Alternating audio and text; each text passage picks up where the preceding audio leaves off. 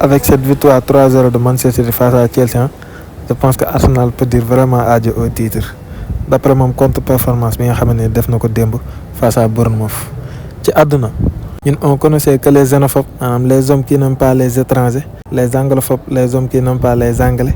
Mais Arsenal vient de nous révéler que il y a la trophée-phobe. ñoom ils ne veulent pas gagner de trophée. tubaab nee na il y a jamais 203. te 2 fois gisoon nañ fi que ne trophée course au titre Angleterre entre Arsenal ak Manchester City. Arsenal da doon raw dem ba si kanam Manchester City fekk ko fa fin de saison ba pare jël trophée bi si kawam. et que cette saison lu lañ nar a nekk di dundaat après bi nga xam ne Arsenal def na contre-performance démb Manchester City profite aussi. à l'heure où je vous parle Manchester City est à 6 points d'Arsenal ak benn match retard te ñoom ñaar am nañ confrontation directe boo xamante ni Manchester City moo war recevoir.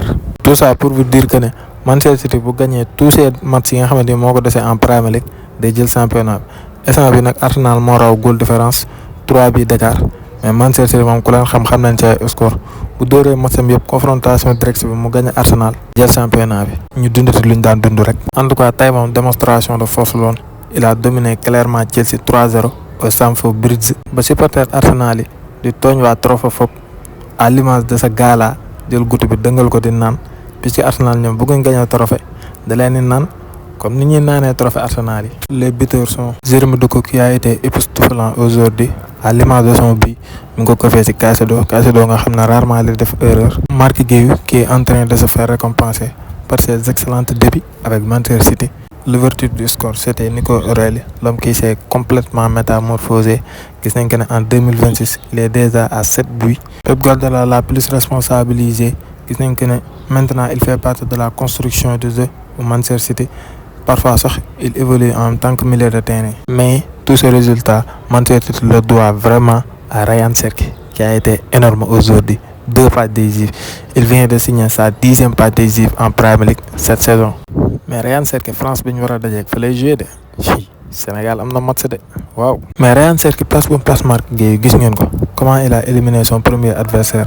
deuxième bi ñëwaat mu teggi collé bal bi si tànk yi retrouver ses appuis ak petit espace bi ak foofu ni mu xatee Ryan Cherki fex na ba trouver foofu passe avec son pied gauche waaw quel jour. te man je pense que ku dem bay teg Phil Foden ban moom Manchester City li mu ko jëndee 45 millions d'euros ak l'immense joueur qu'il est. Bravo à Pep Guardiola. li gën a garaaw mooy ces genres de joueurs comme Cherki bu leen benn nit marqué dañ leen éliminer dem bu leen ñaari nit marqué ñu fexe fañ trouver passe rey la parce que déséquilibre la ñuy indi. te actuellement dañoo gis Cherki boo xamante ni dafa nekk en confiance mu ngi wane que ne temps d'adaptation bi jeex na ba pare dafa commencé di génnee ay jugóom parce que moom déjà dafa am joie de vivre. dafa bokk ci genre joueurs yi nga xam ne dañoo con nag dans le bon sens mooy joueurs yi nga xamante ni luñ lijjanti bëriwul quoi affaire de nonchalant gis nañ ko fi muy tricher jàpp tànk bi tëddaat di buux ay Guardiola di jël ay maillot étiqueté di ko sotti genre joueurs yooyu noonu maanaam luñ lijjanti duñ bëri quoi cette insouciance là yooyu dañu mën a toroxal nit. Olivier nii dafa def nonchalant sam ba ray fi Cararas ba keroog Masaraal bi benn joueur naanul ndax Cararas.